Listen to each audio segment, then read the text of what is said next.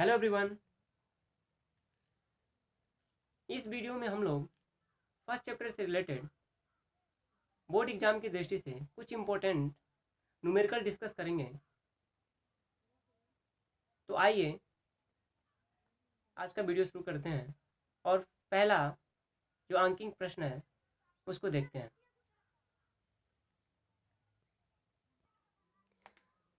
हमारा पहला क्वेश्चन है एनसीईआरटी बुक से है, एनसीईआरटी की बुक से है। एक्सरसाइज का पहला क्वेश्चन है, वाई में एक दूसरे से 30 सेंटीमीटर दूरी पर रखे दो छोटे आवेशित गोलों पर क्रमशः 2 × 10⁻⁻7 कूलाम तथा 3 × 10⁻⁻7 कूलाम आवेश है, उनके बीच लगने वाले बल का परिमाण व प्रकृति ज्ञात कीजिए।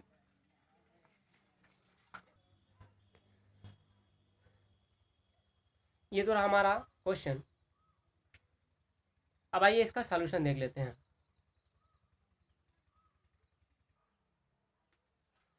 सॉल्यूशन देखिए, जब भी हम कोई भी न्यूमेरिकल सॉल्व करते हैं तो सबसे पहले हम देखते हैं कि क्या क्या गिवन है, और जो गिवन होता है गिवन को सबसे पहले हम स्टैंडर्ड में चेंज कर लेते हैं, मतलब सेम यूनिट में चेंज कर लेते हैं। और उसके बाद जो फाइंड आउट करना होता है, जो ज्ञात करना है उसको लिख लेते हैं। और उसके बाद उस जो यूज्ड फार्मूला होता है उसको हम, जो फार्मूला उस न्यूमेरिकल में यूज़ किया जाने वाला होता है उसको लिख लेते हैं। इस क्वेश्चन में जैसे दिया है कि जो पहला आवेश है, पहला गोला है, पहले गोले पे आवेश 2 × 10⁻⁷ कूलाम का है, और जो दूसरा आवेश है उस पर 3 × 10⁻⁷ कूलाम का आवेश है। और दोनों गोलों के बीच की जो दूरी है वो 30 सेंटीमीटर है। और सेंटीमीटर को हम क्या करेंगे, मीटर में चेंज करेंगे। यहाँ पे कूलाम ऑलरेडी एमकेएस पद्धति में है, ये भी स्टैंडर्ड मात्रक है। इसका कूलाम आवेश का स्टैंडर्ड मात्रक हो गया, यहाँ पे भी हमने वो यूज़ कर लिया। लेकिन यहाँ पे देखिए कूलाम के हिसाब से ये क्या है, सेंटीमीटर में, तो सेंटीमीटर को हमको क्या करना पड़ेगा, मीटर में चेंज करना पड़ेगा। और जब सेंटीमीटर को मीटर में चेंज करते हैं तो 100 से डिवाइड करते हैं। जब 100 से डिवाइड करेंगे तो 30 सेंटीमीटर 0.3 मीटर के बराबर होगा। और हमको ज्ञात क्या करना है कि कितना इन दोनों गोलों के बीच आकर्षण या प्रतिकर्षण का बल या कूलाम बल या वैद्युत बल, इलेक्ट्रिक फोर्स कितना होगा वो ज्ञात करना है। और बल का नेचर कैसा होगा, अट्रैक्शन का होगा कि रिपल्सन का होगा, ये ज्ञात करना है।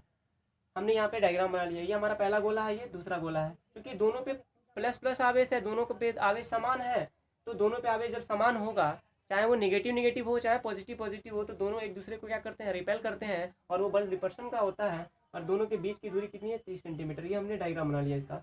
और यहाँ से देख रहे हैं कि बल जो कहाँ लगेगा, बाहर की तरफ लगेगा। जब बाहर की तरफ बल लगेगा तो कौन सा बल होगा, वो प्रतिकर्षण का बल होगा। और अब इसका हम एक पार्ट तो हमारा सॉल्व हो गया कि इन दोनों के आवेशों के बीच जो बल होगा, यानी बल की जो प्रकृति होगी, नेचर होगा, वो कैसा होगा, रिपल्सन का होगा, प्रतिकर्षण का होगा। और दूसरा हमारा जो पार्ट है कि बल का परिमाण, मैग्नीट्यूड हमको क्या करना है, फाइंड आउट करना है, तो उसको ज्ञात करें। उसके लिए हम फार्मूला क्या लगाएंगे कि हम जानते हैं कूलाम के नियमानुसार कि F होता है 1/4πε0, क्योंकि हमने कहा माना है कि वो आवेश कहाँ है, निर्वात या वायु में है। और क्या होता है Q1 Q2/r²।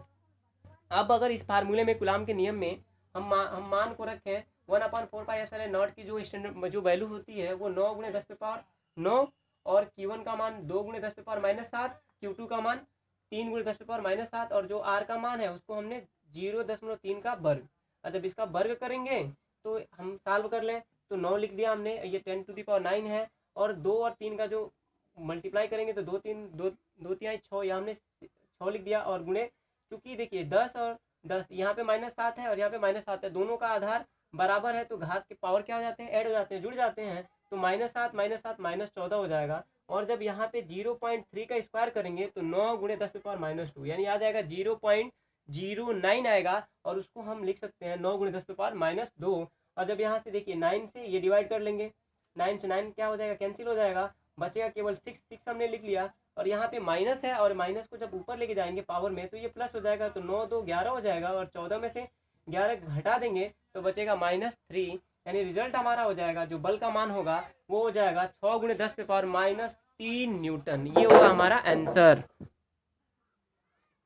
ये तो रहा हमारा पहला अंकिक मान, पहला अंकिक, और इसको हमने हल कर लिया। आइए अब दूसरा न्यूमेरिकल देखते हैं। हमारा दूसरा न्यूमेरिकल है कि प्लस क्यू यूनिट का इकाई का प्लस क्यू इकाई के दो आवेश एक रेखा पर स्थित हैं। तीसरे आवेश स्मॉल क्यू को इनके मध्य रखा जाता है। किस स्थिति में तथा क्यू के किस मान के लिए निकाय साम्यावस्था में होगा। और साम्यावस्था के लिए हम लोग जानते हैं कि माना कोई वो पिन होगा जहाँ पे हमने क्या रखा है, स्मॉल क्यू आवेश को रखा है, और रखने के बाद वहाँ पे भी बल लगेगा, क्योंकि अब तीन वो जो सिस्टम एक निकाय बनेगा, उस निकाय में तीन आवेश होंगे, दो किनारे किनारे पे बराबर परिमाण वाले, और नेचर भी समान है, और तीसरा आवेश का नेचर अलग होना चाहिए, वो अभी बाद में हम डिस्कस करेंगे। हम जानते हैं कि यहाँ पे एक आवेश एक किनारे पे है, दूसरा दूसरे किनारे पे है, और तीसरा हमको आवेश बीच में रखना है या फिर कहीं और रखना है। तो उसकी स्थिति क्या होगी, यही हमको क्या करना है, इस क्वेश्चन में ज्ञात करना है। और ज्ञात करना है तो इसके साथ साथ उस जो आवेश हमने बीच में रखा है स्मॉल क्यू का, उसका परिमाण क्या होगा, ये भी हमको इस क्वेश्चन में क्या करना है, डिस्कस करना है। आइए इसका सॉल्यूशन देख लेते हैं। माना स्मॉल क्यू आवेश को बिंदु आर से एक्स दूरी पर रखने पर जो हमारा सिस्टम है वो क्या है, साम्यावस्था में है। मान लिया एक बिंदु आर है और दूसरा बिंदु यस है। हमने आर पे प्लस क्यू आवेश और यस पे प्लस क्यू आवेश स्मॉल आर दूरी पर रख दिया, और ये हमने ये माना हुआ है कि जो बिंदु आर से स्मॉल एक्स दूरी पर एक बिंदु टी हमने ले लिया, जिसकी दूरी कितनी है, एक्स है, और वहाँ पे हमने क्या कर दिया, एक आवेश रख दिया, और ये मान लिया कि ये सिस्टम क्या है, निकाय जो सिस्टम है वो क्या है, साम्यावस्था में है। तो साम्यावस्था के लिए अगर ये एक आवेश है और ये भी यहाँ पे भी एक आवेश है और यहाँ पे भी एक आवेश है, तो इस आवेश के कारण भी एक यहाँ पे बल लगेगा और इस आवेश के कारण भी एक यहाँ पे बल लगेगा, और दोनों बल का परिमाण क्या होगा, समान होगा, तभी वो सिस्टम हमारा क्या होगा, साम्यावस्था में होगा, बैलेंस होगा, अदरवाइज वो सिस्टम बैलेंस नहीं होगा। तो हमें क्या करना है, बिंदु टी पर इस आवेश के कारण बल और बिंदु टी पर ही इस आवेश के कारण बल निकालना है, और दोनों बलों का परिमाण क्या करना है, समान रखना है। तो आइए देखते हैं।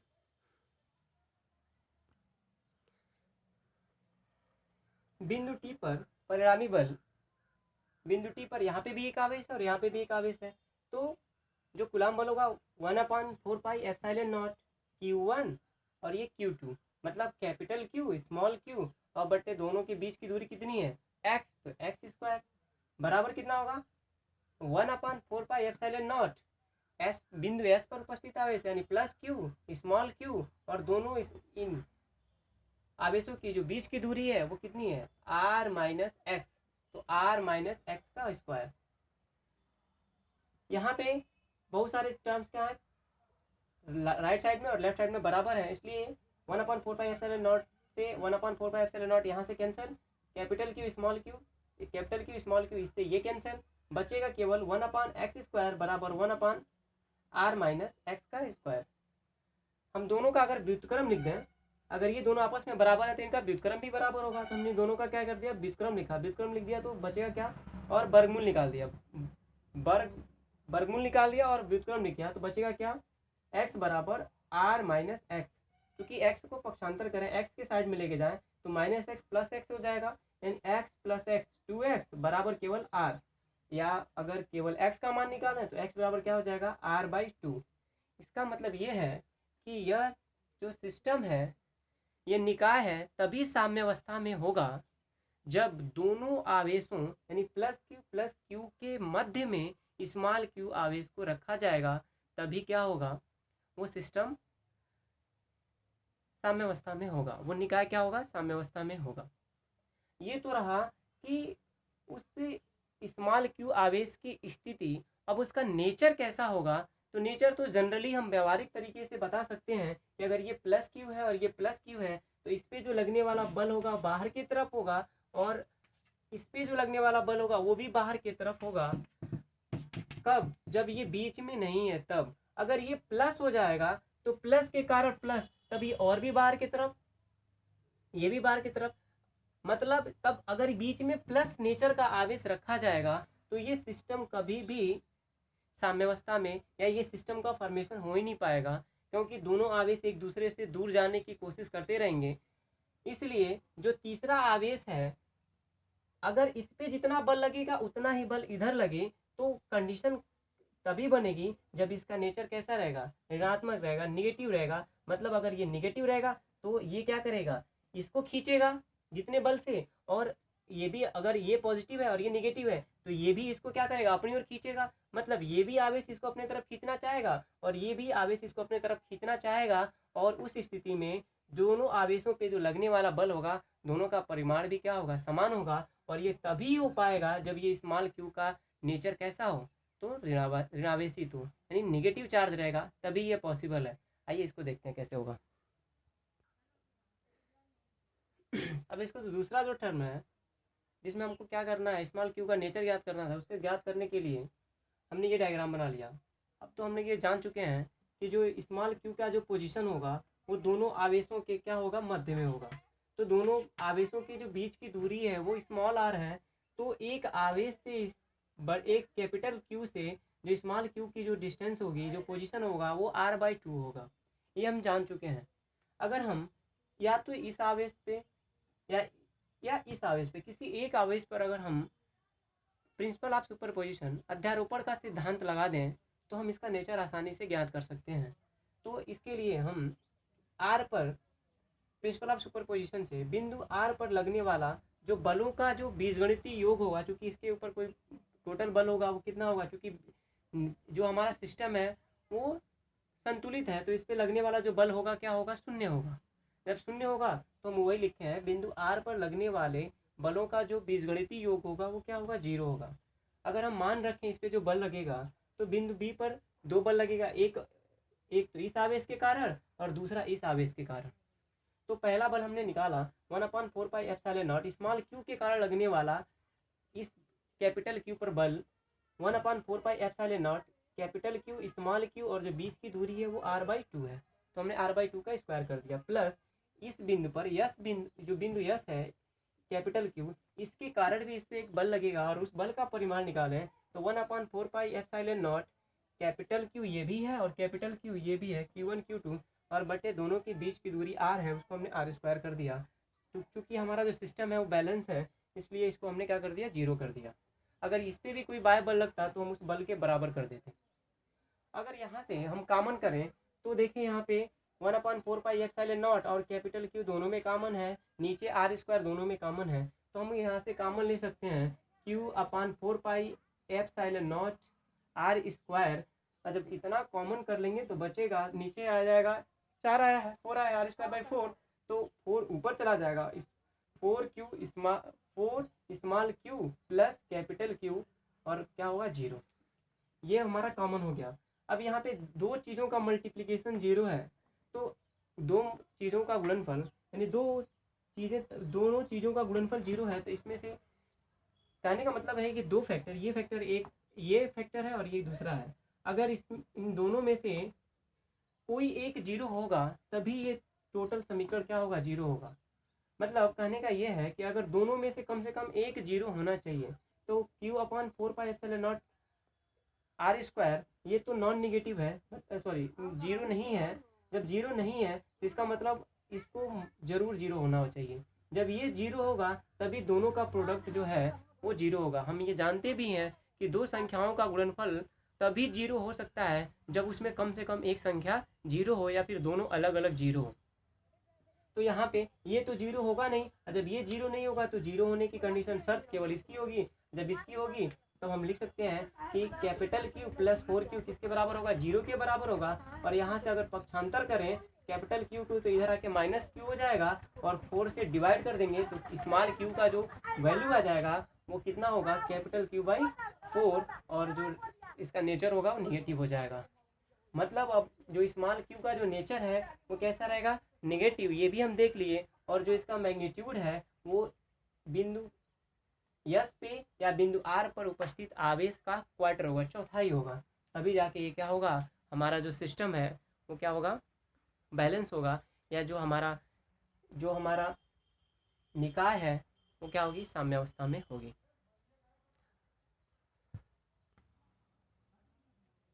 आइए हम लोग तीसरा न्यूमेरिकल डिस्कस करते हैं। हमारा तीसरा न्यूमेरिकल है, दो समान परिमाण के आवेश एक दूसरे पर 2 न्यूटन का बल आरोपित करते हैं। उनके बीच की दूरी 0.5 मीटर यानी आधा मीटर कम कर देने पर बल का मान 18 न्यूटन हो जाता है। तो ज्ञात करना है, पहला आवेश के बीच की प्रारंभिक दूरी, दूसरा प्रत्येक आवेश का परिमाण। तो यह हमारा तीसरा न्यूमेरिकल है जिसमें हमको प्रारंभ में जो दोनों आवेश बराबर परिमाण के हैं एक दूसरे पर 2 न्यूटन का बल लगा रहे हैं, और जैसे ही उनके बीच की दूरी को आधा मीटर यानी 0.5 मीटर कम कर दे रहे हैं, बल का जो परिमाण है जो बहुत ज़्यादा बढ़ के 2 से 18 न्यूटन हो जाता है। यहाँ पे हमको बलों के जो जो जो जो बल लग रहे हैं वो ये जो दोनों बल लग रहे हैं इन दोनों आवेशों के कारण उन आवेशों का अलग अलग परिमाण ज्ञात करना है, तथा प्रारंभ में दोनों आवेश कितने दूरी पर थे ये भी ज्ञात करना है। तो आइए इसका सॉल्यूशन देख लेते हैं। पहले सॉल्यूशन के लिए माना प्रत्येक आवेश का परिमाण स्मॉल क्यू तथा दोनों आवेशों के जो बीच की जो दूरी है वो स्मॉल आर है। हमने पहला केस बनाया, देखिए यहाँ पे क्या है, बिंदु एक, पहले बिंदु और दूसरे बिंदु पर यहाँ पे भी आवेश क्यू है, यहाँ पे भी आवेश क्यू है, क्योंकि दोनों का परिमाण क्या है, समान है, और दोनों के बीच की दूरी आर है। माना इस केस में जो इस पे पहले केस में लगने वाला जो बल है वो 2 न्यूटन है, और जो दूसरा केस है इसी दूरी को हमने क्या कर दिया 0.5 मीटर कम कर दिया।